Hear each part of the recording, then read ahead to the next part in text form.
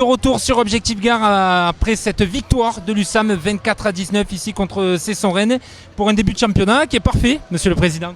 Oui, il est parfait. Malheureusement, on a un blessé avec quelques points de suture, donc il va devoir serrer les dents et j'ai imité Rambo. Hein, parce qu'on va sur la dernière action en plus. La dernière action, un coup de menton en fait, il prend.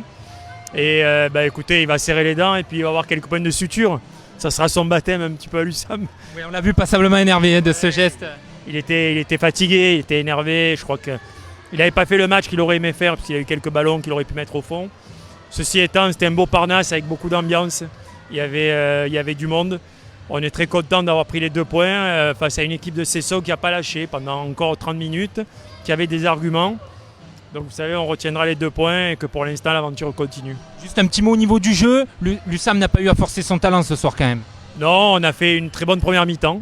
Et effectivement, en deuxième mi-temps, je crois que c'est un des enseignements. Il faut qu'on monte en intensité parce que là, on s'est mis un petit peu au niveau de l'adversaire sans faire offense à Cesson.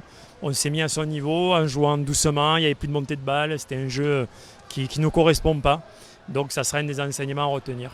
Décidément, les clubs nîmois, que ce soit au photo-hand, réussissent les débuts de saison. 2 victoires pareilles pour l'USAM en tête du championnat. Évidemment, on ne va pas s'enflammer, mais bon, c'est un bon début.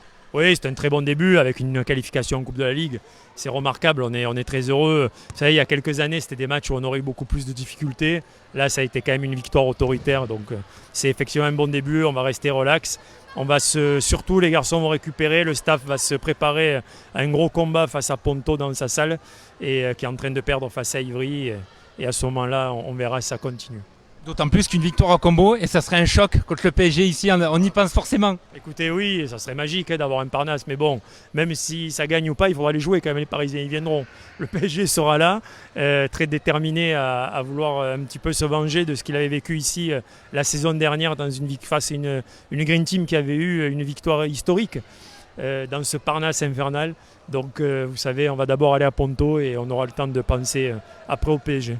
Bon, merci, vous allez aller féliciter vos joueurs, j'imagine. Oui, complètement, on va aller un petit peu les encourager et voir réanimer peut-être Nicolas s'il a tenu avec les points de suture.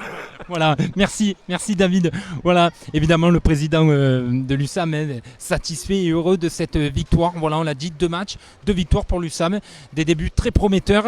Et voilà, on suivra également l'état de santé de Nicolas Nieto après ce choc. C'est vrai que sur la dernière action, voilà, il a subi, c'est vrai qu'un pivot quand ça tape, ça tape souvent fort. Et là, c'est un coup au menton, il a un peu saigné, on l'a vu s'énerver. Mais voilà, quelques points de suture évidemment suffiront pour ce grand gaillard qui est Nicolas Nieto. Donc voilà, une belle prestation de l'USAM. Donc le mot du président, et puis dans quelques minutes, les joueurs reviendront pour nous livrer quelques réactions. Restez connectés sur Objectif Gare après cette victoire de l'USAM 24-19.